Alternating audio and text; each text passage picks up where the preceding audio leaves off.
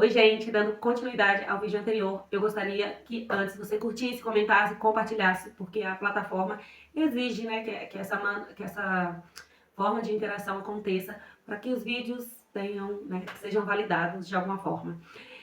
E esses dois, né, que torcem para o Santos e para o Atlético Mineiro, né, foram contaminados de alguma forma em algum lugar. Mas os demais, até onde eu sei, torcem para o Cruzeiro.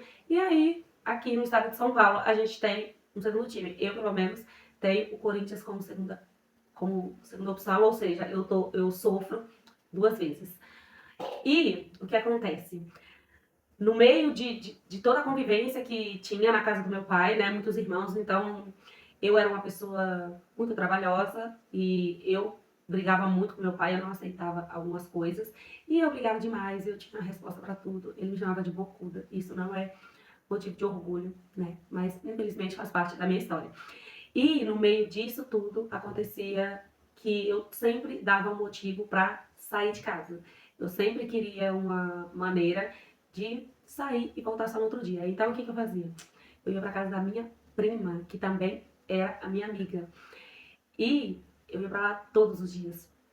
E na casa dela era, pra mim, era simplesmente maravilhoso. Porque eu me dava muito bem tanto com ela quanto com os irmãos dela e os pais dela eram simplesmente maravilhosos, porque ninguém brigava comigo, ninguém falava comigo de qualquer jeito.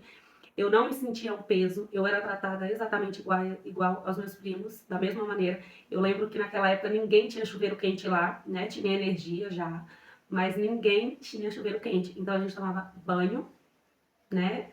Tinha que esquentar a água. E se ela fazia para eles, ela fazia para mim. E se ela não fazia, ela falava assim: ó, já terminei a janta, pode esquentar a água para tomar banho, e aí ia por ordem, né? Mas eu nunca me senti excluída. Lá naquela casa eu me sentia pertencida, né? Lá o senso de pertencimento era altíssimo. Então é uma família que fez muita diferença na minha vida. Infelizmente aconteceram muitas coisas, mas assim, naquela época eles foram pessoas excepcionais, assim. Eu tenho certeza absoluta que eu fiz muita coisa errada, mas muita coisa errada.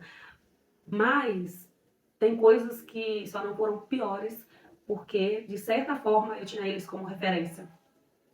E ter referência, por isso que eu gosto de falar de referência, porque ter referência é muito bom. É lógico que muita coisa eu poderia não ter feito, mas já estão feitas, fazer o quê?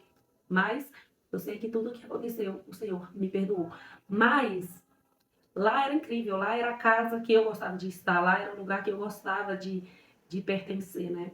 E lá eu era respeitada, lá eu era ouvida, lá eu falava o que eu queria. Assim, meu primo, que era o pai, ele brincava bastante, ele fazia muita piada, ele também era apaixonado por futebol, gostava muito de futebol. E lá era simplesmente um lugar incrível para mim. Eu posso dizer que eu cresci naquela casa, né? E hoje, se eu vou em Minas Gerais, eu tenho que ir lá, nem que seja uma vez, porque aquela família faz parte da minha história. O, os filhos da minha prima são crianças muito importantes para mim. Mas enfim, o que eu quero dizer com tudo isso é que nós podemos impactar a vida das pessoas de maneira positiva. A gente pode sim fazer algo por alguém.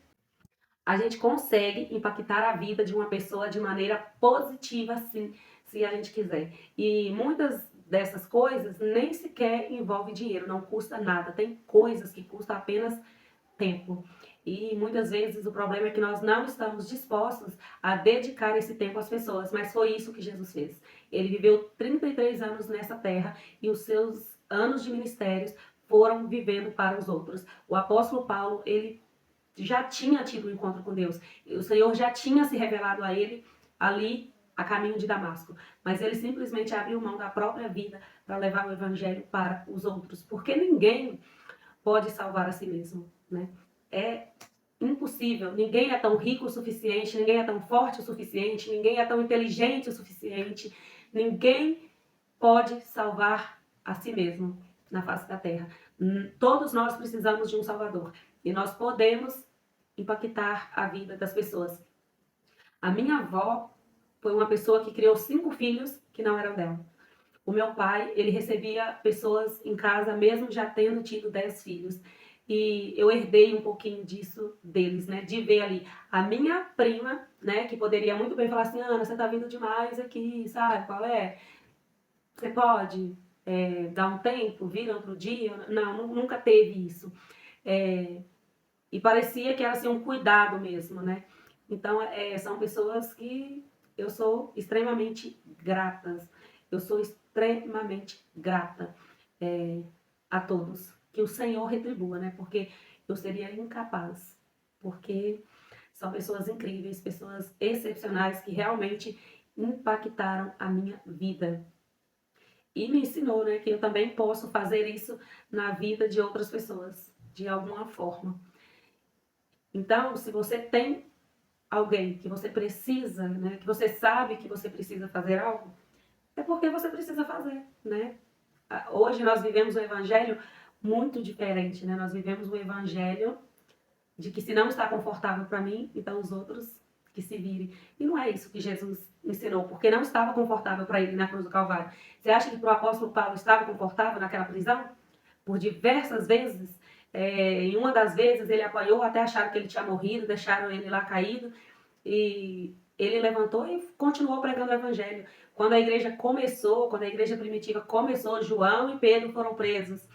E eles saíram de lá simplesmente alegres, porque eles tinham apanhado sim, eles tinham sofrido sim, mas por aquela causa valia a pena. E talvez hoje nós não façamos certas coisas porque nós não julgamos o evangelho bom o suficiente para que a gente possa sair da nossa zona de conforto. Porque a gente limita o evangelho a coisas terrenas, quando na verdade ele não é. O evangelho é o poder de Deus. E nós precisamos ter consciência dessa verdade e ter uma vida baseada nesse evangelho, nessa palavra, na palavra de Deus, que é viva, que é eficaz, que transforma, que cura, que restaura, que salva vidas. A palavra, ela revela a maneira de sermos salvos, mas nós precisamos entender que nós precisamos sair dessa zona de conforto, porque nós precisamos levá-lo a toda criatura. E muitas vezes levar o evangelho é abrir mão de conforto, é abrir mão da nossa própria vida, porque tudo aqui passa, mas a palavra não passará. E nós podemos fazer isso de uma maneira que glorifica e exalta o nome daquele que nos deu a vida. E o evangelho nada mais é do que viver pelas pessoas, porque os exemplos são bíblicos. E é exatamente isso que todo mundo fez. Não existe outra forma. O evangelho não é algo para você ficar confortável, numa zona de conforto, onde tudo é assim, ó. Não é. O evangelho, ele vai exigir de você abrir mão. Tem casos que Deus vai te colocar em situações para você fazer algo para as pessoas e muitas das vezes as pessoas vão precisar, mas muitas das vezes é só para ele ver até onde você está disposto a ir.